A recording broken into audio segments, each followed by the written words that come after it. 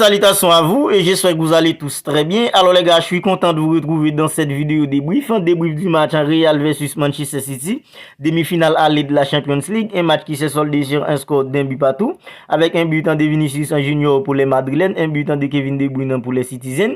Alors les gars, dans cette vidéo, on va débriefer ensemble à ce match, parler des deux équipes, parler de Manchester City qui nous a un petit peu déçus aujourd'hui dans l'ensemble du match, parce qu'on s'attendait beaucoup plus de Manchester City, même si c'est face à une équipe madrilène qui est hyper forte dans cette compétition qui est la Champions League, mais on s'attendait beaucoup plus des joueurs de Manchester City aujourd'hui, des joueurs comme Erling Haaland qui a été inexistant aujourd'hui, Bernardo Silva qui était à côté de la plaque aujourd'hui, et Jack Grealish la même chose. Bref, on va revenir un peu tranquillement sur tout ça dans cette vidéo. Sans oublier, on va aussi parler de Real Madrid, cette équipe qui n'est jamais morte quand il s'agit de la Champions League. Alors vous, n'hésitez pas à réagir dans les commentaires, n'hésitez pas à me dire ce que vous en pensez, si ce n'est pas encore fait. N'oubliez pas aussi de vous abonner à la chaîne pour ne rien manquer. Alors les gars, Real Madrid versus Manchester City, c'est un match qui était 50-50, mais c'est parce que historiquement parlant, le Real Madrid a une avance sur toutes les autres équipes dans cette compétition qui est la Champions League. Mais quand on prend forme du moment, on pouvait dire que Manchester City était au mieux que le Real. Et quand on regarde les dernières rencontres des deux équipes, Manchester City était au mieux et les résultats le prouvent. Alors pour entrer directement dans le match, Manchester City a démarré le match hyper fort en pressant le Real Madrid très haut et aussi en ayant la possession du ballon, avec un joueur comme Kevin De Bruyne au milieu, un joueur comme Rodri et aussi Johnston dans le rôle du double pivot devant la défense. Et sur l'ensemble du match, Manchester City a réussi pas mal d'occasions dangereuses, avec Kevin De Bruyne qui a fait une frappe hyper intéressante, mais Thibaut Courtois était là pour faire obstacle à un joueur comme Kevin De Bruyne. Et il y avait aussi une tête d'un joueur comme Erling Haaland, mais Thibaut Courtois était toujours présent pour conserver sa cage. Et Jack Grealish a fait une très bonne percée sur un joueur comme Dani Carvajal aussi. Et il y a aussi une frappe d'un joueur comme Rodri, mais grâce à Thibaut Courtois, sur l'ensemble, sur les 30 premières minutes de la rencontre, Manchester City n'a pas réussi à scorer un but durant ce temps fort dans cette première période. Et comme c'est une chose qu'on connaît tous, le Real Madrid c'est une équipe un peu hybride. En fait, le Real Madrid n'a pas de problème pour vous donner le ballon et regarde ce que vous faites, et quand il a le ballon, c'est une équipe qui se projette très vite vers l'avant, avec un joueur comme Vinicius Junior qui est très rapide, un joueur comme Rodrigo aussi qui est très pertinent devant. Et aujourd'hui, on peut dire que Manchester City a encaissé un but contre le coup du jeu, parce que au moment où le Real Madrid a inscrit son but, c'est Manchester City qui avait le contrôle du match. Luka Modric a dévié le ballon pour un joueur comme Camavinga. Camavinga, c'est un joueur qui est hyper rapide parce qu'il est jeune et il est fougueux. En fait, il déborde sur le côté droit des Citizens, qui est le côté gauche du Real Madrid, et il fait la passe pour un joueur comme Vinicius Junior. Vinicius Junior qui nous a tous pris à contre-pied, parce qu'on pensait que Vinicius allait contrôler pour perforer la défense de Manchester City, mais non, sans réfléchir, Vinicius Junior a frappé Petit Lican. C'est 1-0 pour le Real Madrid.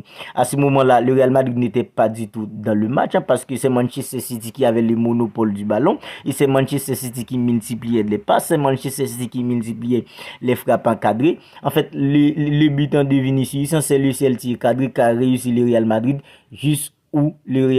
au moment où le Real Madrid a ouvert le score. En fait, 1-0 pour le Real. En fait, les Madrilènes au Santiago Bernabéu, ils prennent confiance, ils gèrent tout simplement le score et entrent au vestiaire, 1-0 à leur avantage.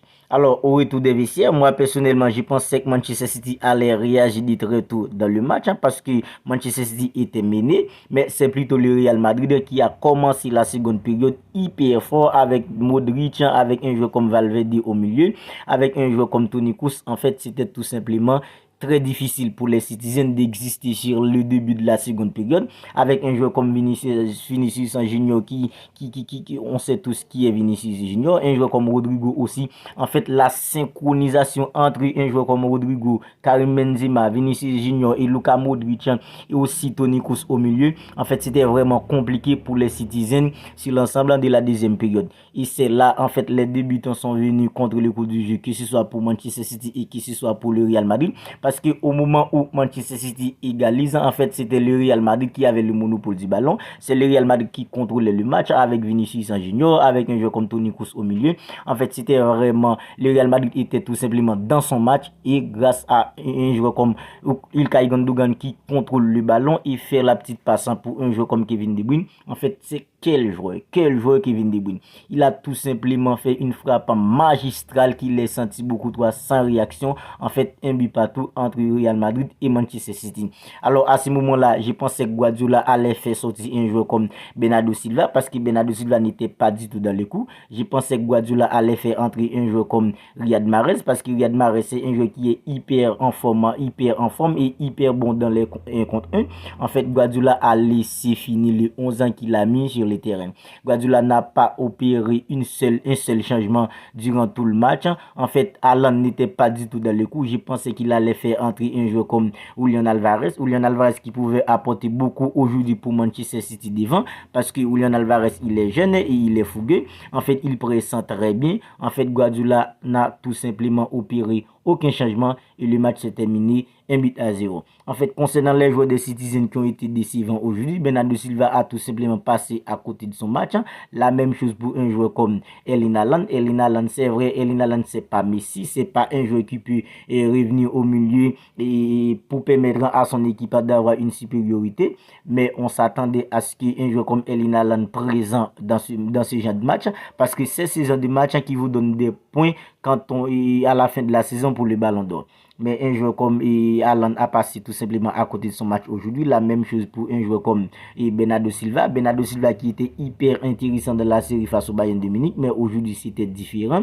Ilkay Gundogan, lui aussi, au milieu, en fait, c'était pas ouf. Même Kevin De Bruyne, c'est vrai, Kevin De Bruyne a permis aux Citizens d'égaliser dans ce match avec un super but. Mais le match de Kevin De Bruyne, c'est en ça parce qu'on connaît ce qu'un joueur comme Kevin De Bruyne peut faire.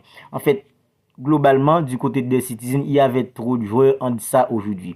Au milieu, à l'exception de Rodri, en fait, que ce soit Stones, que ce soit un joueur comme Kevin De Bruyne, ils n'étaient pas ouf aujourd'hui. Et ça explique pourquoi Manchester City avait eu beaucoup trop de difficultés pour exister sur la fin du match. C'est tout simplement parce que Bernardo Silva, c'est un joueur qui marque beaucoup, qui est hyper intéressant dans ses marquages. Mais aujourd'hui, puisqu'il n'était pas bon, en fait, ça a laissé des failles dans la défense de Manchester City. La même chose pour Kevin De Bruyne, Haaland à côté. En fait, c'est tout simplement un match manqué pour les Citizens aujourd'hui. Je pense que le Real Madrid pouvait avoir des regrets parce que sur la fin du match, le Real Madrid pouvait inscrire le deuxième but pour gagner le match, mais ce n'était pas le cas.